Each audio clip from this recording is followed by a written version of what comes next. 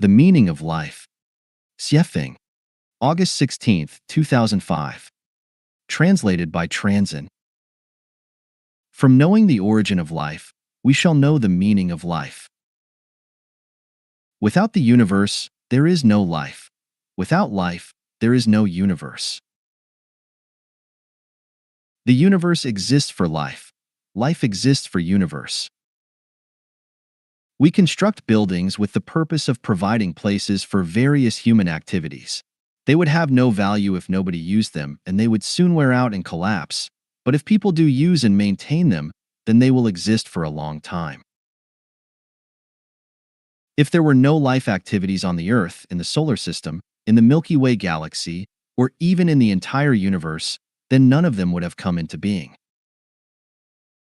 We are talking the meaning of life from a broad perspective here, but in the narrow sense. The meaning of microbes such as bacteria is to serve the insects and vegetation.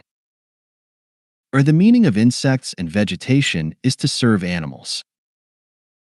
The meaning of animals is to serve people. The meaning of people is to serve celestial beings in the celestial world. The meaning of celestial beings is to serve the gods. The meaning of the gods is to serve the greatest creator. The meaning of the greatest creator is to serve all life forms. All in all, the meaning of life is to serve the greatest creator, and the meaning of the greatest creator is to serve all life forms in the universe. The levels of life. Xiefeng, August 16, 2005. Translated by Transin. In terms of the non-material structure of its spirituality, life can be divided into 16 levels. Successively, they are: at the first level, the greatest creator. It possesses perfect non-material structure. Its psychic energy is able to penetrate all material and all spaces without any hindrance. At the second level, gods. It possesses defective non-material structure. Its psychic energy is able to penetrate all materials and most spaces, but cannot enter into the zero world and cannot compete with the greatest creator. At the third level, celestial beings and Buddha. All the celestial beings and Buddha are at the same level of life, and with only racial differences. Based on their magical power, celestial beings can be divided into the following categories: super celestial beings, deity celestial beings, land celestial beings, human celestial beings, ghost celestial beings. The basic features of super celestial beings are: they are not bound by time or space. They can sense subtle changes throughout the universe. They can sense the consciousnesses of the greatest creator and gods and make rapid responses according to their consciousnesses. They can be visible or invisible, tangible or intangible. They have ever-changing magical powers which allow them to be in thousands of incarnations and exist in different life spaces at the same time. Their base camp is the Celestial Islands continent of the Elysium world. The basic features of deity celestial beings are: they are unable to change into thousands of incarnations, yet they have magical powers to mount the clouds and ride the mist. They can be invisible and can transform and travel between yin and yang space freely. They need no food supplies and can discern past and future. They can travel billions of miles in the blink of an eye. They dislike living in groups, so they do not have any base camp. They travel everywhere they want and do whatever they like. Except for the zero world and the heaven world, they can travel anywhere, which is the so-called powerful and unconstrained style of independence. The basic features of land celestial beings are: they enjoy long lifespans, require less food and drinks, and are free from diseases and worries. They are able to walk on the surface of water, walk through walls, and fly over the tops of the trees. They are able to travel thousands of miles without becoming fatigued. Their base camp is the 10,000-year world. They may occasionally appear in the human world, but ordinary people cannot see or hear them or sense their presence. The basic features of human celestial beings are: they have physical bodies, but their consciousnesses are different from those of ordinary people. They have obtained knowledge such as the structure of the universe, 36-dimensional spaces, the origin of the universe, life and human beings, the transformation mechanism of causality, and the law of transmigration of life. They are sages attaining Tao and possessing perfect human nature. They do not have private property and do not participate in any form of confrontation or competition. They take things as they are, associate with others by following predestined relations, act in accordance with their nature, and take advantage of opportunities that arise. They live with perfect spirituality and human nature. They know clearly the next stop of their life and have no fear of death in any sense. That means that they have escaped the shackles of death. The community of human celestial beings is on the 1,000-year world. Only 1 out of every 10,000 people in human society possess the qualities of human celestial beings. If they can take one extra step, then they will join the ranks of human celestial being. The basic features of ghost celestial beings are: their flesh is dead, but their consciousnesses still remain in the human world. They are transformed generally from those extremely intelligent people who are too anxious to accomplish their purpose. Buddhas. According to the nature of Buddha, Buddhas can be divided into 10 categories. Buddhas on the supreme authentic wisdom continent are the most superior ones. Other Buddhas live on the God's continent, Moon Temple continent, the continent for 3 realms lives to pass through, Celestial Islands continent, Amida Buddha continent, Ingwu continent, Kasaipa continent, the Borneo continent, and the Lotus continent by their levels. Buddhas on the Lotus continent are the minimum level ones. In the human world, there are no Buddhas in a real sense, but only everyone's original natures. Once people attain their original natures through self-cultivation, their physical bodies will pass into parinirvana immediately, and their life will reach the primary level of Buddhas on the Lotus continent. Or the 4th level, Devils. Devils is the incarnation of Buddha. It is a brief but extreme manifestation of Buddhas who are self-refining. The power of the devils is greater than that of Buddhas and can easily reach the level of gods.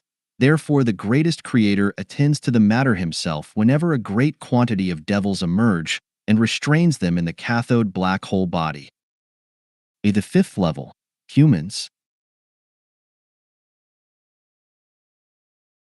Humans are a kind of life living on Earth and relying on their visual, auditory, olfactory, gustatory, tactile, and spiritual perceptions. They do not possess the ability of supernatural transformation and must live on food. According to their origin, humans can be classified into any of 5 categories: ignorant people, laity, mortals, sages, and celestials. Ignorant people rely on instinct for survival, and their previous existence was a tree or a lower-level animal. Laity rely on desire for survival, and their previous existence was a higher-level animal, livestock, or a flying bird. Mortals rely on sentiment for survival, and their previous existence was a laity or a mortal. Sages rely on rationality for survival, and their previous existence was a celestial or a sage. Celestials rely on spirituality to survive, and their previous existence was a celestial or human celestial being from the 1,000-year world.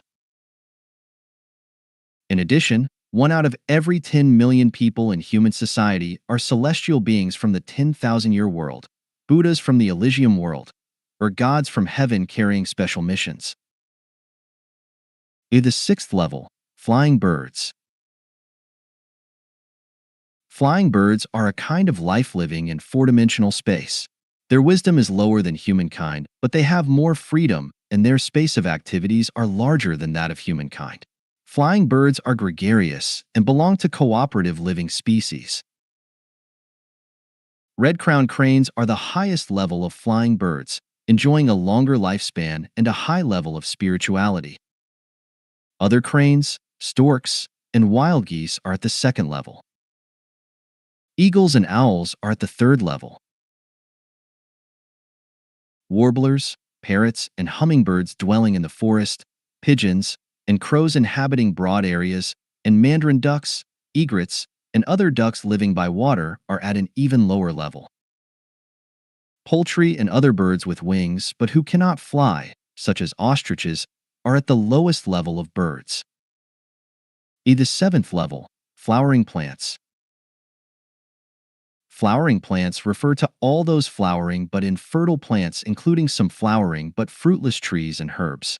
Flowering plants possess very high spirituality. They are almost imitations of flowering plants in the 10,000-year world.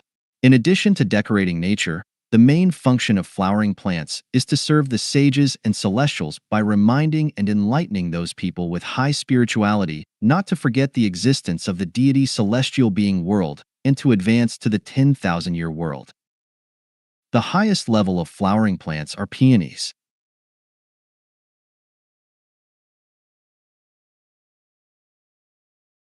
The second level of flowers include Chinese herbaceous peonies, Chinese flowering crabapples, lotuses, daffodils, winter sweets, sweet-scented osmanthus, plums blossom, lunar September chrysanthemums, magnolia denudata, azaleas, orchids, and epiphyllums.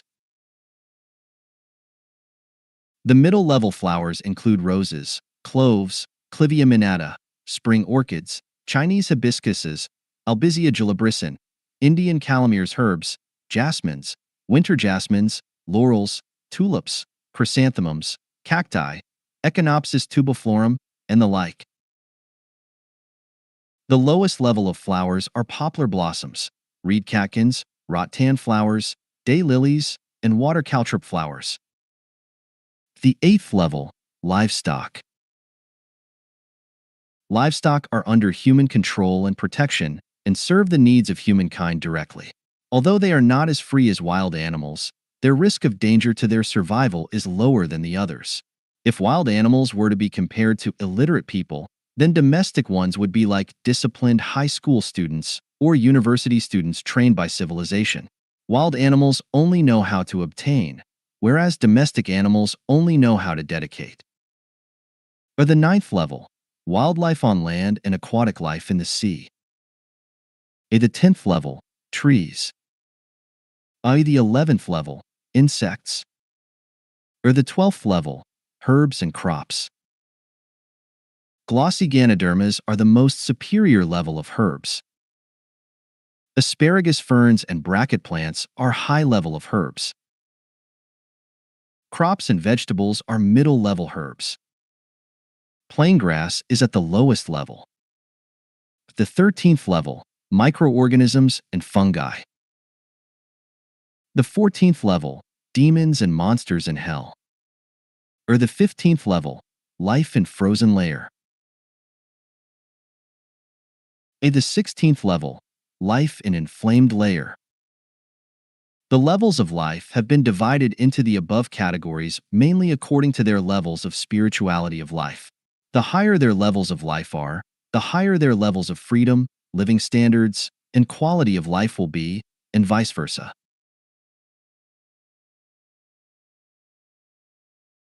That is to say, gods do not want to become celestial beings or Buddhas, celestial beings and Buddhas do not want to become humans, humans do not want to become birds, birds do not want to become flowers, flowers do not want to become domestic animals do not want to become wild or aquarium animals, and wild animals do not want to become trees or crops, and so on and so forth. For humankind, the direction of the advancement of life should aim toward higher spaces of life. Ignorant persons should advance toward laity, laity should advance toward mortals, mortals should advance toward sages, sages should advance toward human celestial beings, and human celestial beings should advance toward land celestial beings, deity celestial beings, super celestial beings, and Buddhas. The path of life is very clear. From the perspective of space, people in the human world should strive for the 1,000-year world. Human celestial beings there should strive for the 10,000-year world. Land celestial beings there should aim toward the free deity celestial beings, and deity celestial beings who wander worldwide all day long should strive toward becoming super celestial beings in Elysium world, which is the top level of life. It is impossible for human beings to become gods, and needless to say, there is no possibility of becoming the unique greatest creator. Everything is clear and simple when seen from this perspective. The Transmigration of Life. Xiefeng, August 16, 2005. Translated by Transin. Essentially, nothing in the universe exists except for energy and life. When energy is absorbed into non-material structures with spirituality, lives manifest themselves. When lives possess consciousnesses, thousands of manifestations of substances will come about. All matter originates from energy and returns to energy in the end. All lives originate from structures and return to structures in the end. Where there is energy, there is life. The total amount of energy in the universe is constant and unchanging. The total number of lives in the universe never increases or decreases. The total amount of energy and the number of lives are proportional. The ratio between them is constant. Although new life can be created, it has a saturation point. After reaching this point, no new life can be created. But once it is created, life cannot be extinguished because its nature is a non-material structure with spirituality, and this non-material structure does not die. It can only transform from one form to another and from one space to another.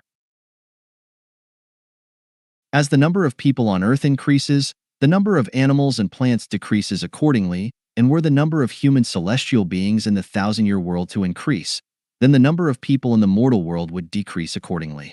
This is the way it goes. The transmigration of life runs in these 10 spaces. The Elysium world, the 10,000-year world, the 1,000-year world, the mortal world, the livestock world, the animal world, the plant world, the nether world, the frozen layer, the inflamed layer. The holographic order world refers only to the spaces of energy aggregation. The zero world is a special, unique place for the greatest creator. The heaven world is the place for gods. The cathode black hole body is the prison for senior life, devils. The anode black hole body is only a place for temporary transformation of life, reincarnation. The dream world is a place for demonstrations of past and future of lives from all spaces. The bacteria and insect worlds, including the herbs of the plant world, are transmigration and transformation places for another nature of life. Is life really immortal? Is it really all transmigration and transformation? Yes, life is really immortal, but what is mortal are just its manifestations. When we see that someone is dead, it does not mean that their life is dead, but only that their carrier is dead. It is as if we moved out of an old house and into a new one. The previous house became useless, or it was being called dead.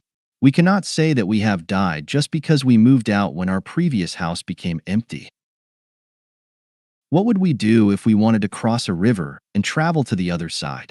We would build or rent a boat, but once the boat pulls onto the opposite shore, we would abandon it because the boat would have accomplished its mission, and we would then go ashore and continue along our way.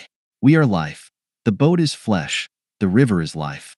We enter into this river by means of our bodies and then paddle toward the other side. As soon as we land ashore, we would abandon our boat or body and continue on with our journey.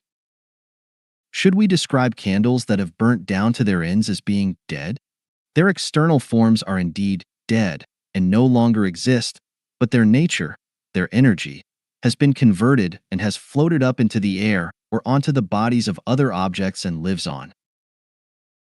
When we eat apples, We chew and swallow them into our stomachs until at last only their seeds remain. Where have the apples gone? Have they died? Yes, their external forms no longer exist. They are as dead as they can be, but their nature, their energy, will have been converted and transformed into nutrition for our bodies. If we expose a cup of water to sunshine, it will evaporate after several hours. But where will it go? Will it be dead? No, surely water does not die. What will die is just the water's form, but its nature will turn into vapor and rise up to the sky. When it meets cold air, it will drop down to the earth in the form of rain or snow. Therefore, water is constantly cycling, transmigrating. If water were to die, its volume would have long since depleted. In the second section of Unconventional Thinking, in my article entitled, Life and Death Are Only Images. Life has neither life nor death. I demonstrated the philosophic principle that life has neither life nor death and listed some examples such as the regeneration of a girl, the witness of the reincarnation of the living Buddha of Tibet, and the results of research at the International Near-Death Research Institute. You may wish to reread this part once again. It might occur to you suddenly that someplace or something seems so familiar that you feel like you have been there before or touched it before, but this only happens when your mind is in a peaceful, resting state, and that feeling disappears quickly. Why does this feeling arise? It is because this phenomenon is a reflection of your instant memory from past environments in your previous lives which are buried into your subconscious thoughts. When people come to places where they have never been before, they may get sudden feelings that seem very familiar, and those feelings are proof that they used to live or work there in a previous life. Generally speaking, everyone gets these feelings if they were human in their previous lives, and if they remained human after transmigrating. If they were not human in their previous lives, but were transmigrated from other forms of life, then they would usually not have these kinds of feelings because animals sense things differently. With the rapid developments of human societies and the great environmental changes in the modern era, it is relatively difficult for people to relive these past memories. Some people have mirages in their consciousnesses very often and are extremely sensitive to illusory space, which could indicate that their previous life environments were not in the mortal human world, but rather in the thousand-year world, the 10,000-year world, or even the Elysium world. The higher one's spirituality is, the stronger their feelings for the nature of life will be, but the duller their spirituality is, the weaker those feelings will be. Death is just a phenomenon of life, but eternity is the essence of life. Actually, there is no birth or death in any sense for the essence of life, but only matters of transformations through transmigrations. This is an indisputable fact. The trajectory of life. Xiefeng, August 16, 2005. Translated by Transin. Everything moves along its trajectory. The galaxy, solar system, Earth, Moon, and all the other satellites have their tracks respectively. Trains, cars, atoms, electrons, all kinds of rays, and electromagnetic waves have theirs respectively. Clouds appear to float in the sky freely with the air currents, but they also follow their own moving tracks. Meteorologists can predict the weather several weeks in advance because they know the laws of the clouds' floating tracks. If clouds did not follow their own moving tracks, then the meteorologists would be unable to forecast the weather. Also, if they did not have their own moving tracks, then they would always be appearing over deserts, rain would fall there, and those deserts would be forests and jungles. Life has trajectories, too. Different life forms are different from each other with respect to lifespans, survival needs, body sizes, internal and external characteristics, and food requirements, because every life form has its own trajectory. People have their life trajectories, too. Each time someone looks back at their past, they will see their life trajectory. People have found that man proposes, God disposes, and man manages small things. Big events are in the hands of the greatest creator long ago. Why? Because each person has their own life trajectory. Whether a person was born male or female, black or white, noble or humble, royal or common, All has been determined by their life trajectory. Even their times of their birth and death have been determined by it as well. If you do not believe in the existence of life trajectories, then try to see how badly you will be battered. Can you become a president, a scientist, a singer, or a robber? Can you become a billionaire through hard work? Can you have 3 spouses?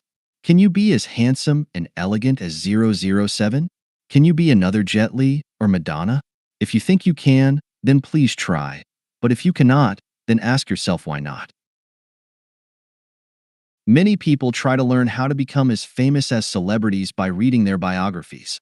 Others expect to become successful after reading books such as The Complete Works of Knowledge. Some idolize and envy those stars and vow silently to become like them. Some want to follow the examples of people who have earned fortunes overnight, and some cannot accept how their friends and classmates get promotions while they do not. But no matter how intensely one thinks or learns, they will never be the same as anyone else. Why? Because everyone has their own life trajectory. If you do not believe me, just try it. Present situations have been determined by yesterday's effort, and today's efforts are just for tomorrow. Your current trajectory had been determined by the karma from your previous life, and your efforts during this lifetime are just for your future one. So, what good lies in jealousy, dissatisfaction, or disconcerting? A wise life should proceed thusly. Take things as they are, associate with others by following predestined relations, act in accordance with your nature, and take advantage of opportunities as they arise. Life has its trajectory, but who designs and formulates the trajectories of life? It is not the greatest creator, not deity celestial beings, not the emperors, not our parents, not anyone but ourselves. In order to understand it, let us talk about karma. What is karma? To maintain the sum of positive and negative energy in the universe as zero is called karma. The first law of thermodynamics, as written by the 19th century German physicist Rudolf Clausius, maintains that the zero sum of positive and negative energy in a closed system always remains zero. Expanded to the entire universe, it is what we call karma. In simple words, the law of the conservation of energy is karma. A popular phrase, as we sow, so shall we reap, means karma. It is impossible to describe the mechanism of karma in detail without possessing the wisdom of the greatest creator, so I will list several well-known examples to show you whether or not there is karma. Iraqi President Saddam Hussein was ousted and arrested by American and British governments. Might there have been any connection between this event and his invasion and occupation of Kuwait? If we regard this event as a result, then can we say that his incursion into Kuwait was the cause? Surely it is not the only one. But if the cause of the invasion of Kuwait had not happened, then would the effect have not taken place? Is there any connection between the toppling of New York's World Trade Center in the United States and the hardline foreign affairs policy of its government? If the bombing could be seen as an effect, then can the United States' hardline policy be seen as the cause? Of course, it was not the only cause. Why did Hitler kill so many Jews? Why did the Japanese invade China? Why did the Crusades happen? Were there no causes for these? Why did sandstorms occur in northern China? Why did the SARS and bird flu viruses emerge? Why do rivers overflow? Are there no causes for these? Why is the United States so prosperous in spite of its short, 200-year history, while China had remained poor and backward for much of its long, 5,000-year history? Why is Europe so developed while Africa is not? Are people admitted to doctoral courses overnight, or are they admitted because of their natural endowments, family and social environments, and hard work? If someone suffers a heart attack, does it occur out of the blue, or is it a product of their medical history and mental and psychological state? Could somebody feel a sudden headache, stomach ache, or angina attack without any reason? If someone gets into a car crash, is stabbed by a person wielding a knife, or collapses, are there no causes for these? Some people are able to stay in 5-star hotels, while others can only lodge in cheap inns or even sleep on the streets. Are there no reasons? Some people are born into wealthy families, and some are born into poverty. Are there no reasons for this? The Evolution of Life. Xiefeng, August 16, 2005. Translated by Transin. Life is a non-material structure with spirituality, and its evolution is based on changes of the life body's material structures, which does not mean the visible material flesh, but the microscopic material structure of the flesh.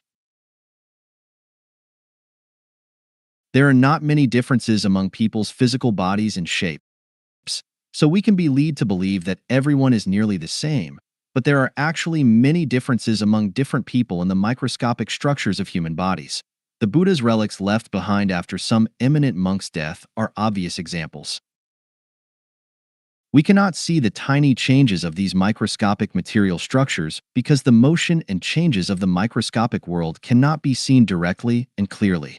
If we judge the subtle changes of life structures by our experiences and cognitions in our daily lives, then we can never understand the evolution of life. The evolution of life is a gradual changing process. Without gradual changes, the motions and changes of material does not exist at all. Everything is changing constantly, and as long as these changes continue, the microscopic structures of the materials will keep evolving. The gains and losses of the electrons and atoms generate the disintegration and recombination of molecules. All the changes of material microscopic structures need effects from either internal or external forces.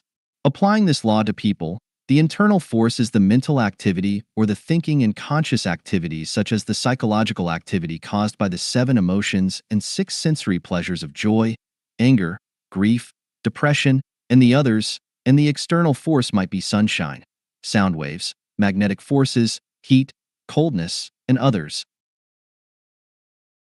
There are specific corresponding motion states between any pair of molecules. Some molecules, such as limestone and water, react violently to each other, but others, such as water and oil, are not nearly reactive. This means that all the motions and changes of matter have to observe their laws. A lustful man's blood will surge, his heartbeat will accelerate, his palms will sweat, and his speech will become uncoordinated when he sees a sexy, underclad woman. However, his body will not produce any such reaction from seeing a pig, not even a sexy one that is lactating. Life's evolution progresses in the following ways.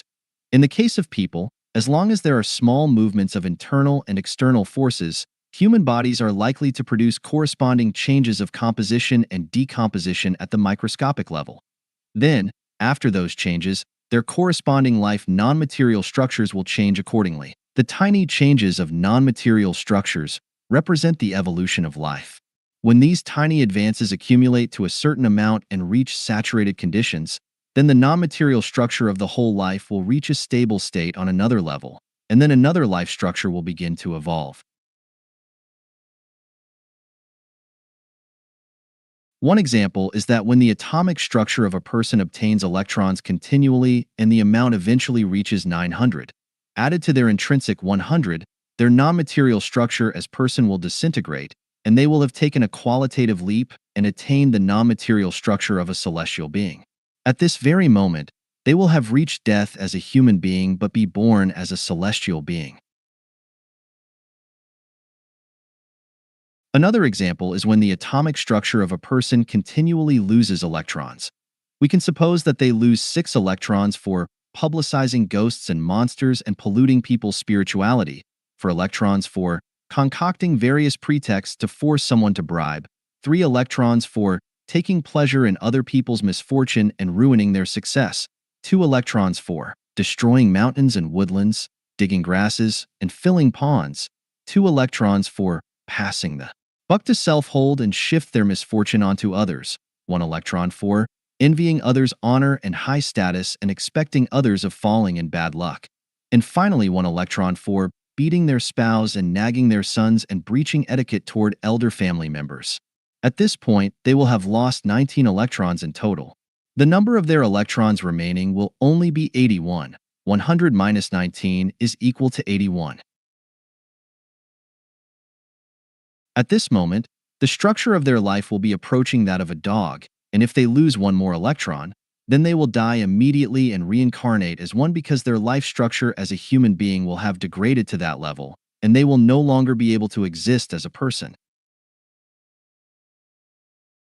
This is why some people die suddenly in their youth, others die suddenly in car accidents, and still others die suddenly from heart attacks. Their number of electrons reaches the number of a higher or lower life structure at that moment, and they, in whatever way, have to begin a new life journey. Some aged people suffer for prolonged periods of time with illnesses in beds. This is because their number of electrons is changing too slowly, and in such situations they should not linger in the human world, but try to start their new journey ASAP. The bad solution would be to curse others, blaspheme the gods and Buddha, and abuse children. The good solution would be to wish for world peace, pray for everyone could live a happy and blessing life. May those who used to hurt them enjoy happy futures and long to go to the Elysium world themselves. They had better invite people who have good knowledge of 36-dimensional space, life transmigration theory to interpret the details and sceneries of higher-level life spaces in order to help them forget about their merits and demerits in this life, rid all of their sufferings in this mortal world, let go of all their unfulfilled wishes, and start a new journey with neither worries nor regrets. Occasionally, at the moment of a life's reincarnation, special situations occur. For example, someone's number of electrons might have reached the number needed for a new life structure, but their new life, home, has not yet become ready. They have to put up with it and wait temporarily, usually for less than a month. This is just like a person who wants to move, but their new house is not ready to accommodate them, so they have to remain in their old one for a short time. Where is the new residence? The new residence refers to the anode black hole body in 36-dimensional space, namely the womb. When a fetus enters into the womb, it becomes a new residence. From time immemorial, people have always thought of fetuses as lives, but they are actually not. Fetuses are just residences, not lives. Fetuses will not be lives until a reincarnated life enters into this residence through a space tunnel in 36-dimensional space. Generally speaking, a fetus will have life within only a few days before the baby is born, but some fetuses will be born a few days later than the expected date of childbirth because no life has entered into this residence quite yet. The number of humans on the Earth is increasing quickly because the number of animals is decreasing proportionally. A large number of animals that have been killed by people have made great contributions to humans and have accumulated merits and virtues. As a result, these animals will reincarnate as humans, but the vast majority of people have not killed animals, so they cannot reincarnate as animals after they die. Therefore, the diminished number of animals will not be replenished in time. If such situations continue, the ecological system's balance will be broken and humans may face the greatest calamity at any time. There are 3 ways to correct such an imbalance. People could evolve towards the high-level life space and go to the 1,000-year world and the 10,000-year world so as to reduce their numbers. People could self-awaken.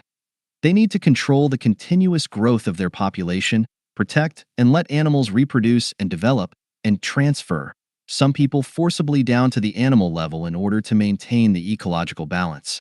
Those people who are forcibly transformed downward will certainly be treated unjustly, but do not worry for them because the greatest creator will deposit large stocks of wealth in their banks, and when the ecological balance stabilizes, they will be reborn back into the human world with high positions and great wealth as compensation. If the above 2 solutions do not work, then the third one will come. Pestilence, war, and starvation will eliminate some people so as to relieve the ecological imbalance. Apart from that, there is a special solution: the coming of the last phase of an age, which was warned by Jesus and Sakyamuni. In that situation, every phenomenon in heaven will vibrate, the sun will blacken, the moon will no longer illuminate, and everyone will be scared to death. The emergence of Life Genuine is to enlighten people to avoid the coming of the last phase of the age. Gods and Buddhas are humane, and the greatest creator loves humanity. Now, so much about the evolution of life. You will have to figure the rest out for yourself. All scientists, philosophers, Thinkers and statesmen are welcome to join in this discussion and argue whether I am correct. If you do not agree, fine. Just continue to carry on in your old lifestyles. 生命的价值和意义。The value and meaning of life. Xiefeng. May 18th, 2011. Translated by Treasure. Life is co-substantiated by life, but each are different entities. Life is only a single journey of life in the mortal world, but life exists eternally. The former can end at any time, but the later will continue on. A life may appear as a horse in the animal world in one life, then as a person in another, and then as a celestial being in the 10,000-year world in a third. It is like a person changing their clothes to meet changing weather conditions or the fashions of the times. Those different clothes are like different lives, and the person's body is like a life. The wild grasses grow in the fields lushly. They flourish in the spring and wither in the autumn each year. The wildfire can never burn them out because they will thrive when spring breeze blowing. Flourishing once and withering once is the life of grass. But as that life ends and then spring's warmth looms, their next life begins in a never-ending cycle, while life and growth continue endlessly. Why is grass endless? Because grass life exists eternally. People have many lives. This one, all the ones before, and all the ones still to come. Just as grass grows in spring and summer, withers in autumn and winter, has done so for countless seasons, and will continue to do so for countless more. The essence of life is a non-material structure with spirituality which is invisible, untouchable, and illustrates itself through life. This is like the essentialities, forms, and use of Tao. We cannot see Tao because it is a non-material existence, but we can know that all things in the universe are its manifestations through the images of the world and the use of all things. Life comes into view through material forms which are visible and palpable. All plants, animals, and people on Earth are visible and touchable lives. Life can also exist in non-material forms which are invisible, untouchable, and are in the non-material world, such as ghosts in the underworld, gods and Buddha in the Elysium world, and super-celestial beings from the Elysium Celestial Islands continent. All these are spiritual forms. It is just like people who appear in the material world as flesh and blood, but also in the non-material world, such as dreamland, in the form of spirits. Although the essence of life is a non-material structure with spirituality, it is difficult for people to understand it. We can view lives as souls and souls as lives. What are souls? They are consciousnesses wandering in the boundless ocean of psyche. We can simplify lives as consciousnesses to make them easier to understand. That is to say, lives are consciousnesses since the states of consciousnesses determine the existence form of lives and living environments. When a state of consciousness of a life is a pig, it lives in the livestock world in the form of a pig. When the state of consciousness of a life is a person, it appears in the material world in the form of a human being. When the state of consciousness of a life is a celestial, it appears in the form of a celestial being in the environment such as the 1,000-year world, the 10,000-year world, or the Elysium Celestial Islands continent. When the state of consciousness of a life is a god, it appears in the non-material world in the form of God. Why did Sun Wukong in Journey to the West have 72 changes in Avatar? Because he had mastered the mystery of making consciousnesses change at will. As his consciousness changed, his form of life changed with it. Lives are hierarchical. Some belong to higher levels of life, while others belong to lower levels. For example, flying birds are higher levels than insects. Animals are higher levels than plants. People are higher levels than animals. Gods, Buddha, and celestials are higher levels than people. The greatest creator is the highest level of life. Bacteria are the lowest levels of life. After understanding this basic common sense, we know that higher levels of life have absolute power of life and death over lower levels, that lower levels serve them, and that all of them serve the greatest creator. We know that all lives serve higher levels of life, and the ultimate value is in serving the greatest creator. People raise chickens and pigs to serve people. If they did not, then they would lose their value for existence. Their loss of value for existence would surely result in their destruction. The value of the existence of people is to serve the greatest creator. If they do not, then they will lose their value of existence and will surely be made extinct. The so-called destruction does not mean that our lives would cease to exist, but that they could not exist as humans. They would have to be transformed into other forms, such as descending into the animal world to serve humans. So, what is the meaning of life? The meaning of life is to be an actor in the grand script of universal life. The entire universe is a great dramatic performance in which each life plays a role as required by the script. A reply to Moth Orchid. Moth Orchid, hello, guide. Most people are curious about the meaning of life, and I am no exception. While managing to survive, I try my best to lead a meaningful life. I fully understand and agree with your advice about paying off my debts and ending my worldly ties during this life, but I would like to know, in addition to that, whether everyone has any other meaning in their life or a mission to improve their souls. How do I find out and understand it correctly? Guide. As an individual life, your life is not only an inevitable role to play in the big script, but it also has many plays within the big play as well, such as writing a script of life by yourself, being a director and an actor, marrying and having children, running a company, and so on. Those are the other meanings of life that you asked about. As for the mission of improving your soul, you cannot perceive this. Only higher levels of life know it. For example, Life Chanyuan Celestials did not originally know their mission to sublimate their souls. They learned that only when they became Chanyuan Celestials. The best way to find and understand other meanings to your life and your mission to improve your soul correctly is to listen to the teaching and guidance of gods, Buddhas, celestial beings, and saints, and letting higher-level lives guide your way. Generally speaking, it is very difficult to realize it by yourself. Moth Orchid. As for you, would your life trajectory have been different were it not for the experience of your curious car accident? Would your life trajectory be very different now? If these changes had not occurred, would the meaning and value of the life you pursue be different? I wonder what the significance of the help and guidance that you provide to others is to yourself. Assuming that your values and views on life were different before and after the car accident, how have they respectively affected your soul? Guide. Without that car accident, there would be no Life Chanyuan, and I would not have become the guide to life and life. I might have become the president of a company, in which case the trajectory of my life would be completely different. I would be pursuing money rather than to be reaping the ripe crops and ushering in the Life Chanyuan era for humans, not serving for the whole of mankind and all lives, but serving for a nuclear family and glorifying my ancestors. The value and meaning of my life would be totally different.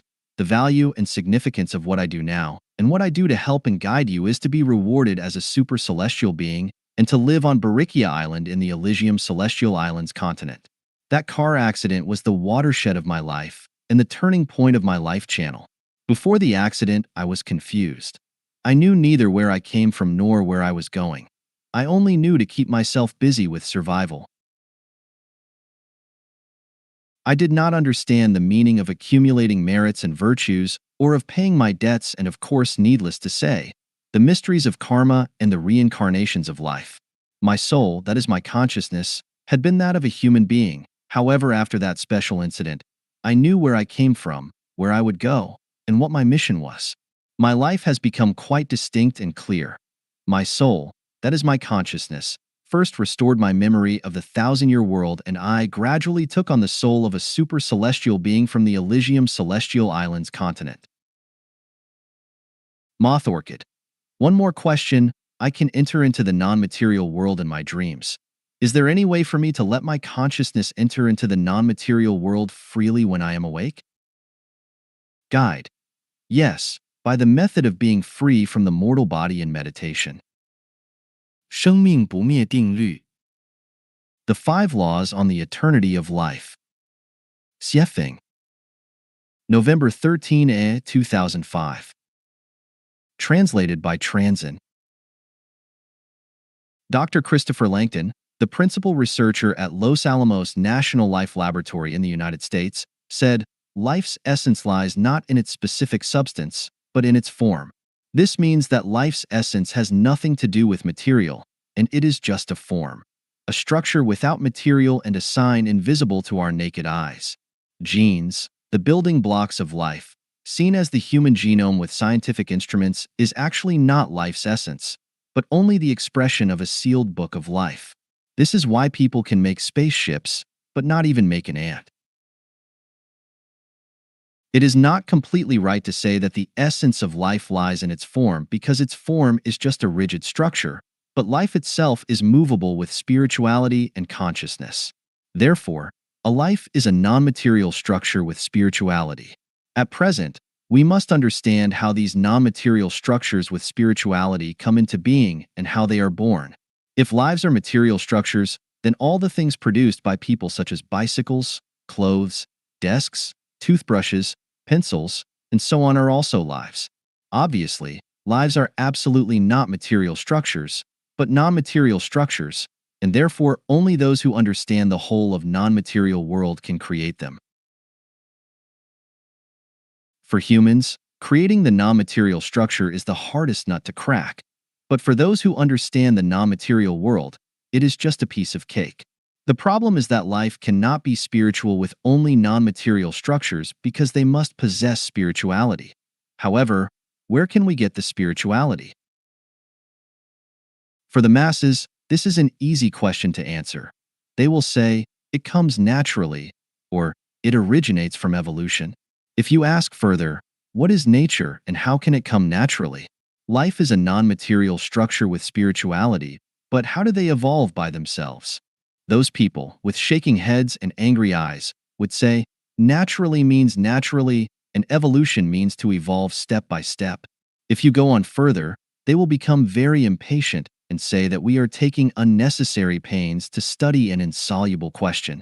You can visit http://www.lifechanyuan.com to search and browse my critical articles about the theory of evolution. Now, we have to ask the questions, what is the universe and why does it exist? In time and space of the universe, we learned that the universe exists as order and remains relatively stable with the total sum of negative and positive energy always equaling zero. What is this order used for? If we ask what political order is for, what is the purpose of the legal and administrative order established by people, the answer must be that it is a social order established with the aim of serving mankind. Then, what is the order of the universe used for? I have discussed this very clearly in different sections of Chanyuan Corpus and Siefeng Corpus. The universe is designed to serve life. If either perishes, then so will the other. Therefore, as long as the universe exists, life will continue. This is a basic law. Actually, though, the thing that concerns us is not the survival or extinction of the macroscopic life of the whole universe, but that of our individual lives. In other words, what we really care about is, am I going to die forever? This involves such problems as the structure of the universe, the balance of life, the morality of the universe, and others. So I have written some simple discussions about symmetry in nature, mysterious and great power, and the golden mean, perfect proportion. We know that the core of order is symmetry. The universe is orderly, so the universe is symmetrical, and the Taiji diagram is a vivid simile for this. We also understand that the universe is holographic, that one cell can reflect all styles and features. Therefore, we come to the conclusion that life is symmetrical. This symmetry is not only reflected in that of certain individual lives, but in all lives in the universe. From 36-dimensional space, we can see that the zero world, heaven world, Elysium world, cathode black hole body, the 10,000-year world, and the 1,000-year world are symmetric to the inflamed layer, frozen layer, hell world, plant world, animal world, and livestock world. The mortal world is at the exact interface of these two symmetrical worlds. In this way, the symmetry of the whole universal lives is formed, namely the simplified overall structure of life, heaven, the mortal world, and hell. The universe has universal morality. Once it is reflected in any individual life, it represents the evolution of that life, its transmigration and reincarnation. For example, if a person's consciousness and thinking resonates on the same frequency as the morality of the universe, then their life can evolve toward heaven, the 1,000-year world, 10,000-year world, and the Elysium world. Otherwise, their life will evolve toward hell, the hell world, inflamed layer, or the frozen layer. Of course, this is just a general version. For a specific individual life, the evolution of life is much more complex. Why is life allowed to evolve? The answer is to maintain the morality of the universe and the dynamic balance of the whole of life. When the amount of any kind of life becomes too large within a limited space, it will have breached its symmetry. That is, it will have exceeded its limit. Similarly, if the amount of a certain kind of life is too small, it will also have breached its symmetry. This is just as with an industrial corporation with hundreds of employees. Only one general manager is wanted, and a few division managers, a maximum of 50 sales and logistics personnel, and the highest number of employees should work on the front line. If there are 1 or 90 on the front line, more than 90 sales or logistical personnel, or more than 50 division managers, this corporation is certain to fail. In order to ensure the normal survival and development of any corporation, its allocation of personnel has to be symmetrical. Certainly, this symmetry focuses mainly on the energy aspect rather than the quantity. The symmetry must be movable and flexible, not rigid and stiff. This is like the Earth's allocation of water. Seas and oceans account for the vast majority at 97.24%, glaciers and icebergs are 2.14%, underground tunnels are 0.61%, and rivers and lakes are only 0.0001%. However, all this water has to keep on flowing and cycling through meteorological changes and the Earth movements to maintain a dynamic balance, or life could not survive here. The total amount of life's allocations in the universe is also like this. The amount of flora and fauna should be absolutely abundant. That of humans has to be moderate. The amount in hell is in no way smaller than the number of humans in the mortal world, and the amount in paradise has to be absolutely small.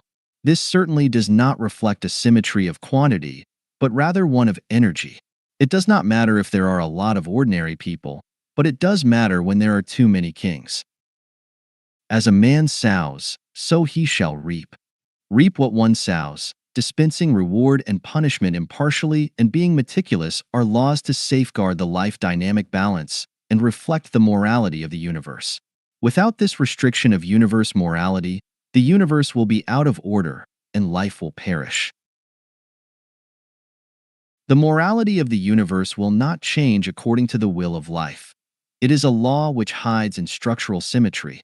As long as the universe exists, then too does its morality, and as long as it does, life will remain imperishable. This is another law of the eternity of life. Now, let us look at the quantity of life in the universe. In the introduction, I talked about the birth or origin of life. In The Greatest Creator, I described the origin of the greatest creator and the universe. In Humanity and Life, I also spoke of the origin of human beings and life. Now, I want to ask you whether life's quantity in the universe is overall, static, or dynamic. To be more specific, is the population of humans on the Earth constant or variable? If we look at the size of the Earth's population, we see that it is not constant, but undeniably variable. There were about 6 billion people on the Earth 20 years ago, but more than 7 2/3 billion now. This proves that the human population varies, which seems to indicate that the amount of life varies. However, when we understand the structures of the cosmic spaces, the essence of life, the law of symmetry and balance of the cosmic lives, we find that the total amount of life in the whole universe does not vary, but remains constant. This so-called variability is due to the transmigration and reincarnation of various kinds of life beings in the universe. People who do not know about oceans and icebergs certainly think that river water must vary seasonally when they see that it decreases in winter but increases in summer. However, people who understand about oceans, icebergs, glaciers, and weather changes understand that the total amount of water on the Earth is constant and never varies. The river with less water in winter does not tell us that the total amount of water on the earth has decreased, nor does its increase in summer and autumn mean that the extra water comes from nowhere. It happens because water is brought from other places by the movement of the earth and the changes of the weather. Things decrease in some places but increase in others. Things with one nature increase as those with another decrease. The universe as a whole is constant. What changes is its form. The total amount of energy is constant whether the universe is expanding or shrinking. Otherwise, the law of the conservation of matter that we learned as young children would be violated. Once we understand that the universe is constant and that the total amount of water on the earth is also constant, we will know that the total amount of life in the universe is also constant. The so-called change is a change of life's form or expression, but not a change of its quantity. There are those who might ask where all the extra people on the earth have come from. Those extra people have transmigrated and reincarnated from heaven, hell, animals, and plants.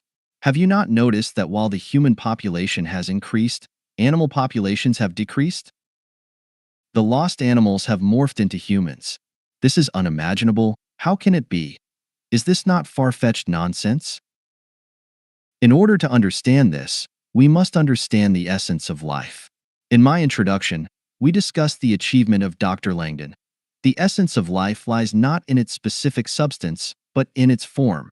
And then we reached a further understanding that life is a non-material structure with spirituality. Material forms are not the essence of life.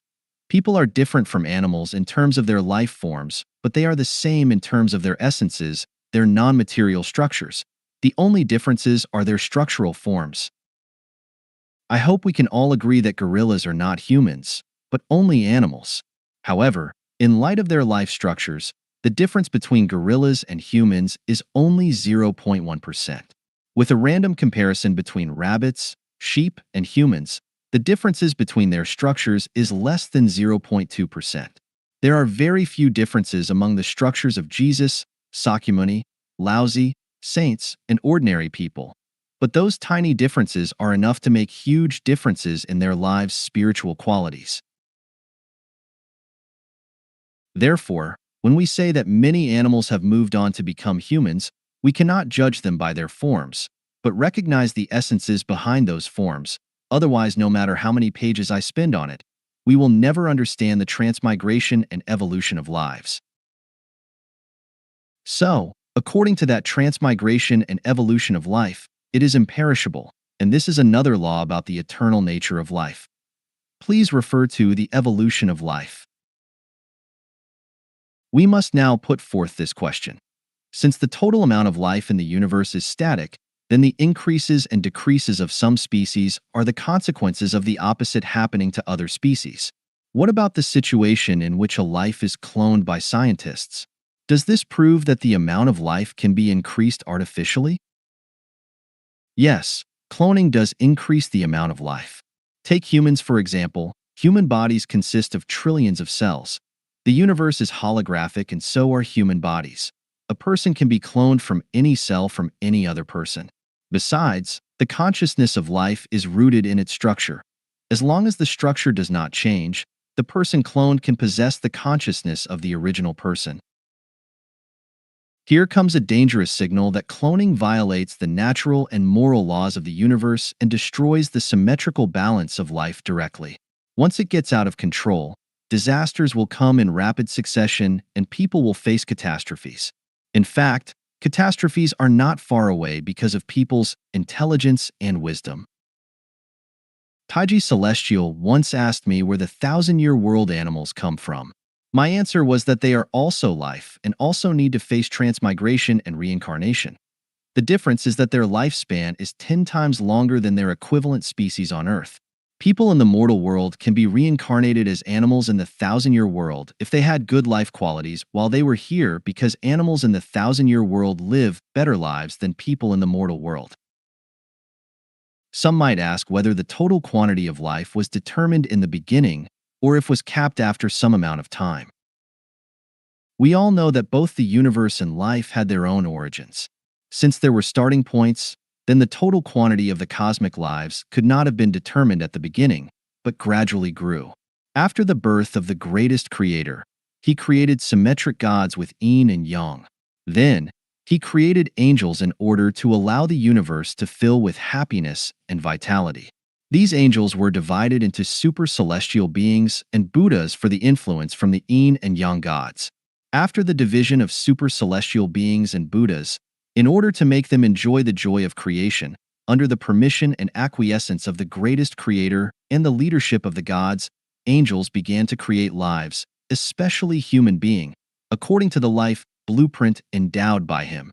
However, because of the shortage of lower-level spaces of life, this creation destroyed life's balance of symmetry.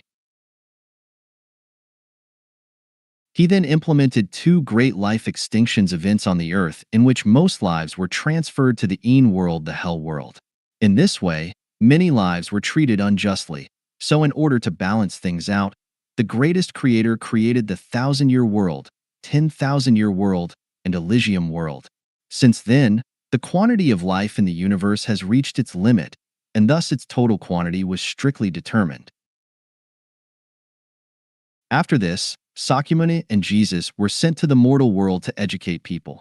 Prophet Muhammad, PBUH, also received his divine oracle and traversed his own journey to guide people from their respective factions toward heaven. Humans have three origins, and this is why there are three major religions: Buddhism, Christianity, and Islam.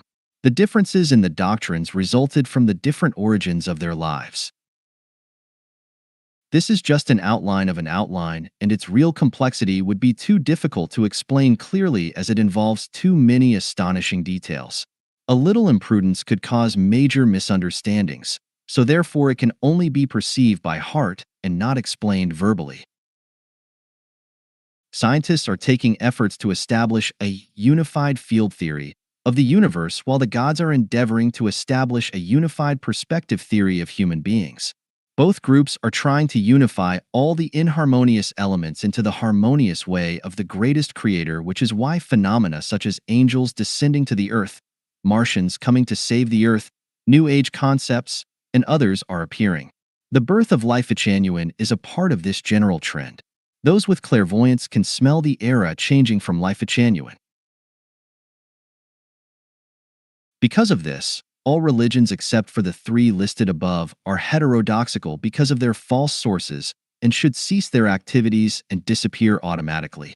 Owing to the different doctrines and unconquerable qualities of these three, they should compromise with each other and gradually blend together in order to safeguard the harmony of cosmic lives.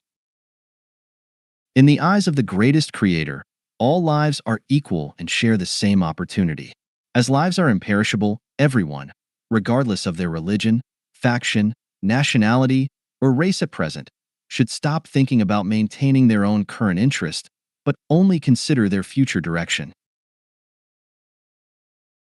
Life has spirituality, consciousness, reaction, and emotion, but its spirituality comes from life's origin, the psychic energy of the greatest creator, which is also the Tao in Laozi's Tao Te Ching.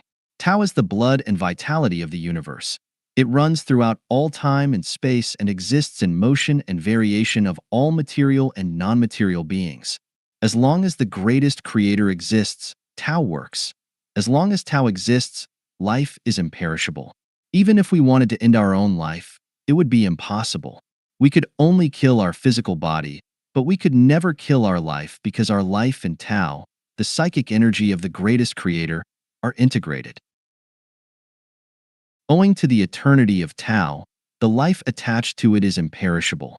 This is another law of the eternity of life. Finally, let us look at whether or not the non-material structure of life will ever be faced with extinction. As we know, only energy that is attached to a structure can form a shape and play a role. We grow from germ cells into adults with complete organs and limbs under the absolute determination of the energy which attaches itself to our life structures. Without these life structures, energy could only remain energy forever with no way of becoming constituent parts of human bodies. We can imagine that if these germ cells were divided continuously, they would eventually enter the domain of quantum mechanics and superstrings. With a further step, They would enter the dimension of the spirit and consciousness, which are non-material. All material with forms in the universe are ever-changing and able to disappear, but spirit and consciousness are not. We always say that deities lurk 1 meter above our heads, but who or what are these deities? They are non-material and intangible. Although intangible, they are substantive and will never disappear. Each material has a structure and each non-material also has one. As a result, since non-material structures cannot disappear, then these non-material structures of life will never do so either. This is another law of life's eternity. In summary, life is eternal for the following 5 reasons. The universe is eternal. The universe's morality is eternal. Life beings can transmigrate and change. The psychic energy of the greatest creator, Tao, lives forever. Non-material structures are eternal. These 5 reasons determine the law of life's eternity. If my theoretical analysis above leaves you confused, then consider the facts. What facts? From the research reports of near-death experiences and the records of reminiscences about previous lives, one can understand that life is eternal. If you have not read about them, you can still sense and feel them in your dreams. In conclusion, life is eternal. 生命的灵光与色彩。 The spiritual light and color of life. Xiefeng.